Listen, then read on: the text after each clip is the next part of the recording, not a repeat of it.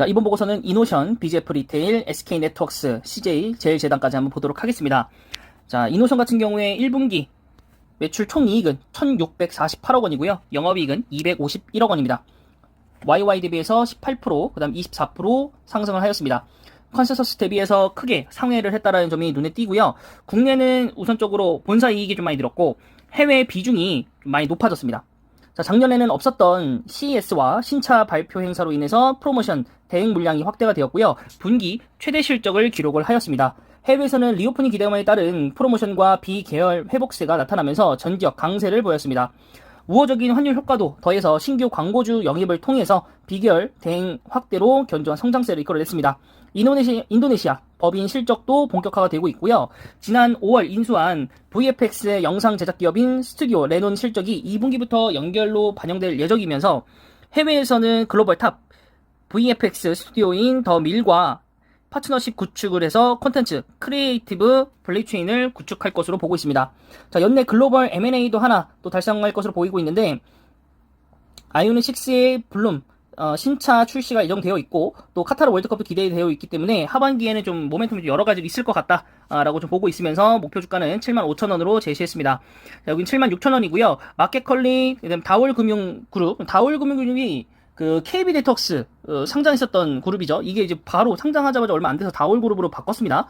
네, 그 그룹과 그다음에 데이브 시스터즈가 비계열 광고주 대행 물량이 좀 증가를 하였다. 네, 그리고 2분기부터 총 9종의 신차가 출시되면서 슈퍼사이클에 도래할 것이다 라고 되어 있습니다. 자, 그럼 여기도 76,000원, 여기는 8만원까지 좀 보고 있습니다.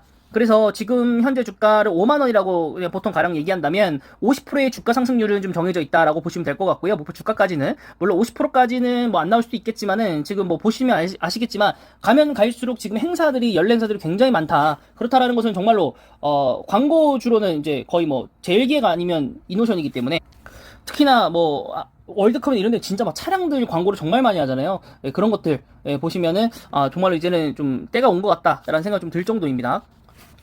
네, 다음은 BGF 리테일이고요. BGF 리테일 같은 경우에 일단은 매출액 1조 6,922억 원, 영업이익은 378억 원. 그래서 YY 대비해서 12%, 그다음 75%를 달성하면서 컨센서스를 크게 상회하는 결과가 나왔습니다. 물론 BGF 리테일이 어느 정도 실적이 좋을 거라는 예상은 이미 우리가 전에 보고서들 여러 가지를 통해서 알고는 있었습니다만 정말로 좀 크게 상회하는 결과가 나왔고 여기서는 이제 진단키트 일회성 수익률이 좀 있고요. 주요 종속사들의 실적 성장세가 좀 있었다. 그리고 기존 성장률에 대해서 영업 레버리지 효과하고 그 다음에 전 품목군에서 긍정적인 추세가 나타내었다. 네, 이것이 주요 성장세의 원인이었습니다. 자, 그리고 2분기에도 리오프닝이 이어질 거기 때문에 우선은 집행력 회복이 있을 수 있고요. 그 다음에 BGF 리테일 CU가 들어가 있는 것 자체가 상업용 특수 입지 점포가 많기 때문에 여기서 이제 강화가 좀 일어날 것 같고 상품군들이 좀 강화가 되어 가고 있다. 그리고 주요 종속사들의 수익성의 개선이 이어질 것을 보고 있기 때문에 목표 주가는 우선 22만원으로 잡아놨습니다. 여기는 24만원이고요. 이제 고마진 주류하고 음료가 양호하게 성장하고 있고 등교 정상화에 따라서 FF 부분이 3월 플러스 성장세로 돌아올 것이다 라고 되어 있고 아이들도 이제 정말 왔다 갔다 하면서 편이 정말 많이 들리거든요. 뭐 라면 먹고 뭐 시험 기간에도 마찬가지고 음료수 먹고 뭐 운동하러 갔다 왔다가 그죠?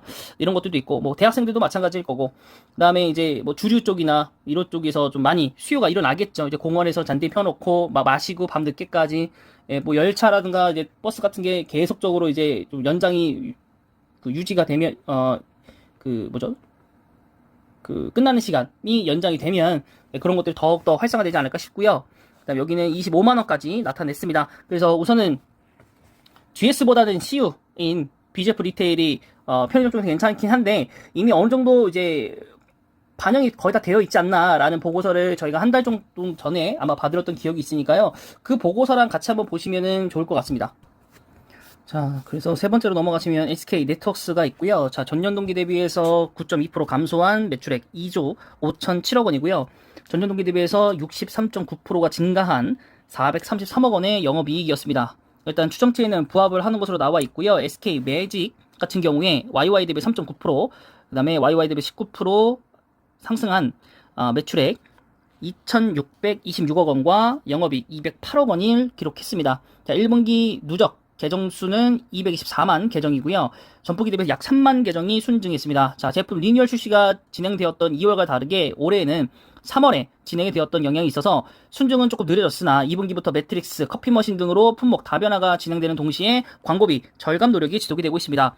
카라이프 부분에서는 전년 동기 대비해서 16.1%가 증가를 했고요. 영업이익은 30.9%가 증가한 수치를 나타냈습니다. 중고차 매각 대수가 QOQ로 5,000대 증가한 12,000대를 기록을 했고요. 중고차 매각가율 개선이 되었고 실적의 190억 수준의 기여를 하였습니다. 제주여행 수요의 증가에 따라서 단기 렌터에 대해서도 호조를 보이고 있습니다. 자, 목표 주가는 6,000원으로 제시했습니다. 그리고 SK네트워크스 같은 경우에는 마켓컬리 그쪽에 이제 지분이 좀 있기 때문에 IPO 쪽으로도 조금은 모멘텀을 받을 수 있는 구조이다라고 말씀드릴 수 있을 것 같고, CJ제일제당 같은 경우 매출액이 4.3조 원, 그리고 영업이익은 3.6천억 원 정도 돼서 시장치를 모두 다 상회를 했고요. 바이오 쪽에서 990억이 늘었다라는 거. 그래서 바이오 쪽에서 보시면 원부재료 상승 영향으로 아미노산 시황이 강세가 됐기 때문에 분기 최대 매출을 달성을 했고요. 그 다음 제품 판매가 인상, 그 다음에 고수익 지역 판매 강화로 이익이 극대화가 되었고, 대두 시향 강세로 셀렉타 또한 실적 우호를 나타내었다고 합니다.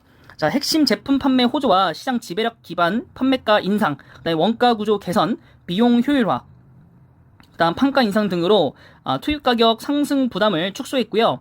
그 다음에 집중 채널을 통해서 고성장 기록, 원재료, 물류비 상승을 일부 상쇄했다라는 게 이쪽 식품 쪽의 내용입니다. 식물자원 쪽 넘어가면 곡물 가격 급등에 대해서 좀 부담을 좀 많이 느껴서 이런 것들이 조금 손해가 나왔다. 그래서 여기 위에도 보시면 식물자원에서 700억이 마이너스가 나왔습니다. 네, 그래서 우선은 실적치는 뛰어넘었으나 생물자원 쪽 너무 안 좋았다. 근데 이것은 지금도 계속 지속되고 있기 때문에 CJ제일제당 같은 경우에 향후에 조금 더 주가가 떨어질 모멘텀이 좀 있었다라고 좀 보이고 있습니다. 전 일봉입니다. 자, 막판에 장이 좀 끌어오르면서 3%까지 좀 올랐습니다. 자, 일봉상으로 봤었을 때 지루한 행보세를 깨고 지금 올라온 부분이고요. 자, 주봉상으로 보셨을 때도 마찬가지로 요 부분까지 지금 튀어 올라왔습니다. 자, 그래서 일단은 여기서 하락을 한번 하고 이슈 소멸로 하락을 하면서 좀 여기서부터는 제가 볼 때는 이유 없이 흘러내렸거든요. 상황 수급상. 네, 그래서 여기까지는 뭐 무난하게 실적 반등을 타고 올라오지 않을까? 그래서 그거에 대한 매수채는 기간이 되어줄 거라고 보고 있습니다. 자, 월봉상으로 보셨을 때도 지금 고점 대비해서 요만큼 지금 룸이 좀 비어있다는 거 확인될 수 있겠고, 한 10,000원 이상 차이가 좀 날 거라고 좀 봅니다. 네, 그래서 2분기, 3분기로 가면 갈수록 실적이 좋기 때문에 혹시라도 이노션이 뭐 주가가 소폭 감소가 된다면 그 지점에서는 무조건 좀 매수해야 되지 않을까 싶습니다. 네, 보고서를 올려드리고 좀 가길 바랬는데 조금 뒤늦게 영상을 좀 촬영하지 않았나 싶고요. 아무래도 제가 지속적으로 말씀드렸기 때문에 매수하실 분들 같은 게 이미 매수하셨을 거라고 봅니다. 지속적으로 제가 오면서 말씀을 굉장히 많이 드렸거든요. 제일기획과 함께 제일기획 뉴스 나올 때마다, 또한 보고서, 제일기획 보고서 읽을 때마다 이노션을 또 추천드렸고, 현대차 이런 거 해드릴 때마다 제가 간간히 해드렸습니다. 그래서 이미 충분히 매수하실 분들 매수하셨을 거라고 보고요. 수익 나신 분들 전부 축하드리고 조금 더 가져가 보시길 바랍니다. 그래서 한 65,000원 정도까지는 쭉 한번 끌어가는 것도 괜찮아 보입니다. 자, 그래서 아까 이제 보고서 읽었다시피 굉장히 좋게 나왔고 251억 원 나왔고 컨센서스 상회를 했고 1분기보다도 성장을 했습니다. 하반기에 모멘텀들이 있다라는 거 뉴스를 통해서 충분히 우리는 알아냈고요. 꾸준히 성장하는 모습들을 보여주고 있고, 오히려 PER은 내려가는 모습, PBR도 내려가는 모습, 그래서 배당금도 올라가는 이런 형태가 된다면 금상첨화이지 않을까 싶습니다. 그 다음 종목으로 넘어가시겠습니다. 실적이 또한 좋은 업체이죠. BGF 리테일입니다. 오늘 2.4% 상승을 했습니다. 하지만 이제 조금 고점인 위치는 있어요. 네, 이미 어느 정도 상단권을 이미 다 뚫어버린 BGF 리테일이고요. 당연히 실적이 좋았기 때문에 발생한 일들이라고 봅니다. 물론 최전성기는 아니지만 이미 코로나19에 피해받은 만큼은 이미 뚫어냈고요. 그 이상을 지금 달려가고 있고, 2019년도 이 하락하기 전 20만원 모멘텀까지도 지금 달려가는 그런 상황이지 않을까 싶고요. 네, 이러다가 정말로 신고가도 세울 만한 주가로 갈 수도 있을 것 같은데, 혹여나 이제 오버슈팅으로 가면 갈 수도 있겠지만은 외국인이 얼만큼까지 끌어줄지는 미지수입니다. 여기 이제 기간이 붙어버리면은 당연히 올라갈 수 있는 모멘텀은 있겠지만, 기간이 과연 BGF 리테일에서 얼마만큼의 밸류에이션을 측정하고 얼마만큼 투자를 할 것인가, 거기에 조금 달려있지 않나 싶고요. 아무래도 리오프닝주이다 보니까 선반영으로 조금 올라오는 부분들도 어느 정도 있을 거라고 봅니다. 물론 실적이 굉장히 좋기 때문에 그런 부분에 있어서도 충분히 모멘텀 되지만, 우리가 이미 알고 있었던 것들이고 정말로 뭐 엄청난 성장주처럼 이렇게 성장세가 나오는 건 아니기 때문에 어느 정도까지만 하고 좀 다시 좀 차익 실현하면서 주가가 조금 내려오지 않을까라는 좀 생각을 한번 해봅니다. 그래서 일단은 단기적으로 한 20만 원 정도까지 갔다가 좀 내려올 것 같은 게 좀 제 생각입니다. 자, 그 다음은 이제 SK 네트워크스. 여기는 우가 더 비쌉니다. 네, 일봉으로 보시면 일단 44,940원 찍고 내려왔고요. 주봉상으로 보더라도 이 상승분을 다시 한번 깎아먹는 그런 지금 장세가 펼쳐지고 있고, 거래량 일단 뭐 뒷받침을 못 해주고 있는 것도 당연한 거고요. 그 다음에 월봉상으로 보셨을 때도 거의 코로나 주가에 거의 가깝다. 오히려 고점보다는 거기에 가깝다고 좀 보시면 될 것 같고요. 딱히 지금 뭐 SK 네트워크스 같은 경우에는 관심이 있는 게 물론 기관에서 얼마 전에 크게 들어왔지만 외국인이 대량 매도를 하면서 10원밖에 오르지 못했거든요. 지금 호가 단위가 5원이니까 두 호가밖에 못 올랐거든요. 그래서 이제 과연 이게 얼마만큼 좋은 건지는 잘 모르겠습니다. 일단은 이제 워커힐 같은 경우에 적자가 축소가 되었고 1분기 영업이익이 433억 원 나왔기 때문에 전년 동기 대비해서 거의 한 100%, 그다음에 컨센서스 상회했고 전년 동기 대비해서도 전분기 대비해서도 거의 한 100% 정도 올랐습니다. 하지만은 우선 사업성으로 봤었을 때는 시장에서 크게 관심이 없는 그런 종목이라고 좀 보실 수 있겠고, 일단 지금 1조가 넘어가는 회사인데 요 정도 이제 자사주 규모를 처분한 거 가지고는 그렇게 호재인 것 같지는 않고, 그래도 마켓컬리로 이제 1,000억 원을 이제 벌었다고 되어 있는데 이게 앞으로도 상장 절차를 더 밟으면 더 높게 올라가겠죠. 그래서 그거에 대해서 좀 수익을 좀 벌 수 있겠다라는 생각이 좀 드는데, 마켓컬리도 이제 좀 증시를 잘 보고 들어야지, 안 그랬다가는 그 지금 줄줄이 공모 철회를 하고 있는 다른 종목들처럼 실패할 수도 있고 혹은 상장 철회를 할 수도 있습니다. 왜냐면 마켓컬리가 하도 적자가 많기 때문에 그런 부분이 조금 더 걱정되는 주식이긴 합니다. 그래서 그 부분들 여러분들도 한번 신경 좀 써봐야 되는 그런 구간들이 아닌가 싶고요. 그랬을 때 그 모멘텀을 받지 못한다면 주가는 오히려 밑으로 꽂힐 수 있겠다. 그걸로 봤을 때 SK 스퀘어 같은 거를 보시면은 되겠죠. 우선 여기는 SK가 최대 주주를 하고 있는 기업입니다. 자, 그 다음 마지막은 이제 CJ 제일제당을 보시겠습니다.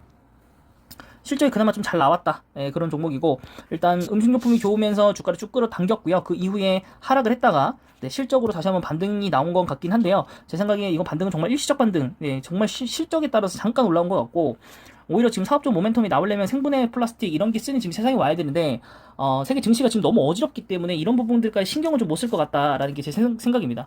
그래서 앞으로는 지금보다는 더 오를지는 뭐 장담은 못하겠지만은 제가 볼 때는 하락의 힘이 더 강하지 않을까라는 생각이 좀 듭니다. 왜냐면 외국인 일단은 지금 방향성을 못 잡고 있고요. 기간이 최근에 들어오긴 했지만 기간이 좀 언제 어느 때나 좀 바뀔 수 있는 모멘텀이기 때문에 그래서 일단은 기관을 믿는 것보다는 여기는 외국인을 좀 믿는 게 나을 것 같고, 여기서 나왔지만 이제 미국 바다에서 놓는 플라스틱, 친환경 플라스틱 이거에 대해서 사업성이 좀 빠르게 나와야 이제 되지 않을까 싶고요. 늘린다고는 하는데 이것들은 이제 전 세계 트렌드가 좀 되어야만 가능할 것 같고, 그래도 PR이 8배, 뭐 매출이익, 영업이익, 뭐 당기순이익 뭐 뭐든지 다 괜찮습니다. 그래서 그 부분만 좀 확실하게 이제 비즈니스 모델만 정확하게 좀 잡힌다면 이제 음식료품이 아니라 이제 좀 다른 플랫폼으로 좀 바뀌게 되지 않을까 싶습니다. 플랫폼주라는 게 아니라 다른 이제 신성장 동력이 좀 있어야 이 고정된 이미지를 좀 변경할 수 있지 않을까 싶고, 그래서 CJ 제일제장도 사명 정도 좀 변경을 하면서 그룹사에 대한 이미지를 좀 바꾸면 주가가 지금보다는 훨씬 더 잘 갈 수 있지 않을까라고 좀 생각이 듭니다. 물론 이제 10년 비교했을 때 지금 좀 높은 위치이긴 하지만 사실 거의 CJ 제일제당 같은 경우에는 느낌상 거의 황제주로 가는 듯한 느낌이었거든요. 50만원, 60만원 이렇게. 근데 가지 못하고 있다라는 거는 일단 음식료주에 대해서 성격이 너무 강하기 때문에 그런 부분들을 조금 날릴 필요는 있다고 봅니다.